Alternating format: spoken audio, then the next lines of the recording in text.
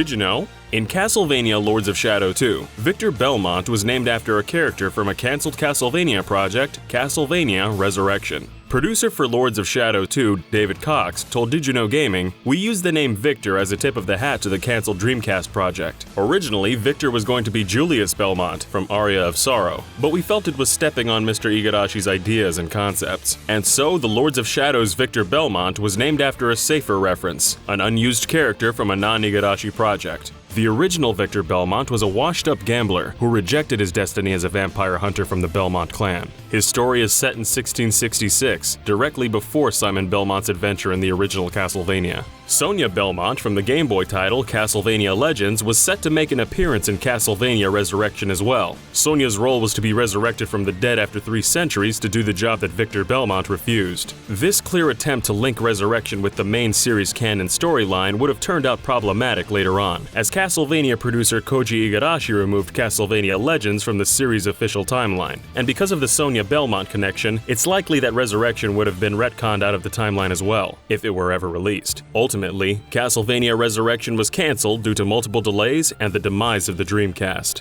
Resurrection wasn't the only cancelled Castlevania game for a failed Sega console. Konami also developed a Castlevania game for the Sega Genesis 32X add-on. Fans refer to this cancelled project as the Bloodletting, in reference to the previous Sega Genesis entry, Castlevania Bloodlines. However, according to Koji Igarashi, the 32X iteration was cancelled before the name was actually decided. Igarashi also confirmed that after the team working on this game disbanded, several members went on to work on Symphony of the Night. Konami later shared 3 sprites from the cancelled 32X game online, which led to the discovery that some of Symphony of the Night's assets were reworked from the 32X game's assets. Richter Belmont's sprites in Symphony of the Night are modified versions of sprites for an unnamed rival character, and Fake Trevor from Symphony of the Night is a reworked version of Richter from the 32X. The ending credits for the original Castlevania feature allusions to other horror-themed media and literature, but the final listing in the fake credits, the mistranslated Simon Belmondo, is the only entry that is mysteriously listed without a parody actor. This is because of the lesser-known fact that the Japanese version of Castlevania originally listed this credit entry with the player's name. In Japan, Castlevania was released for the Famicom Disk System and allowed players to save their progress to a named profile. The international NES version of the game had this feature removed. Interestingly, the Japanese version's save game select music is still present in the cartridge version, hidden within the game's data. The Japanese release of Castlevania 3 had the most alterations when it was downported to a cartridge. The disc version contained an additional microprocessor chip named the KONAMI VRC6. This chip allowed for performance enhancements, as well as 3 extra audio channels on top of the Famicom's existing 5. When comparing the music between the Japanese and international version, the Japanese version's music sounds fuller, with more instruments and layers.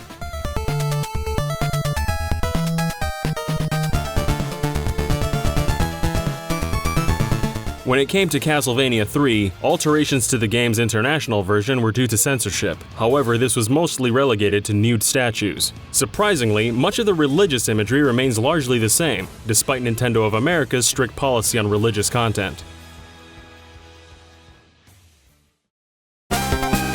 The official Castlevania timeline was originally created as private reference material for the developers of Symphony of the Night, but it slowly evolved into an officially recognized chronology. Koji Igarashi once stated that he actually regrets establishing the series timeline to begin with. In an interview with Wired.com, Igarashi said, "Since Dracula only appears every 100 years, we made the whole timeline and ran out of places to put in another game. I made the timeline, but I shouldn't have actually released it, because now it's all official. That was a bad decision." This is why the 2013 Lords of Shadow saga is set in an entirely separate universe from the original Castlevania timeline. Lords of Shadow producer David Cox told VideoGamer.com, "We didn't want to follow the timeline because we felt it would put us in a bit of a box in terms of what we could do creatively. We didn't want to be in that box." It also makes sense the story is separate from the main series, as the Lords of Shadows games were developed in Spain instead of Japan.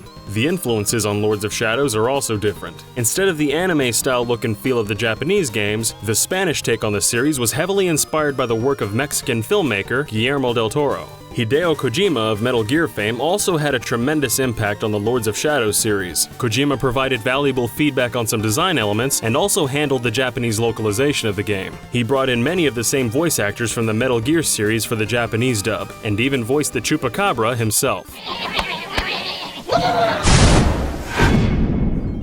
Even though Lords of Shadows was made in a different country, Koji Igarashi was actively involved in the development of Lords of Shadows. He lent support and advice, both technical advice and advice on the story. David Cox once mentioned what it was like when Igarashi would check on the project. He said, "You gotta make sure that the quality of what you deliver is very, very high. You're constantly saying to yourself, is that really good enough? Is that really gonna be good enough?" It's funny because sometimes you think, no, he's not gonna like that, and he loves it. And then other times you think, check this out, it's amazing, and you'll go, don't know. Despite being unpopular with a vocal group of fans, according to Konami, Lords of Shadows was the single most successful Castlevania title in the history of the series. That said, the series has always been popular and has actually been referenced multiple times in other media. One example of this is a Yu-Gi-Oh card called Vampire Hunter. Not only can the Castlevania castle be seen in the art's background, but the card's name in Japan is Vampire Killer, the name of a whip passed down through the Belmont family. A reference to Castlevania also made it into the Game of Thrones episode, and now his watch is ended. Creator of the Dothraki and Valyrian languages, David J. Peterson, secretly referenced Castlevania in Daenerys Targaryen's dialogue. Peterson told Vulture.com, "This one's funny, the word for chain is Belmont. That's clearly a shout out to Simon's Quest. In Castlevania 2 Simon's Quest, Simon Belmont can eventually upgrade his leather whip into a chain whip."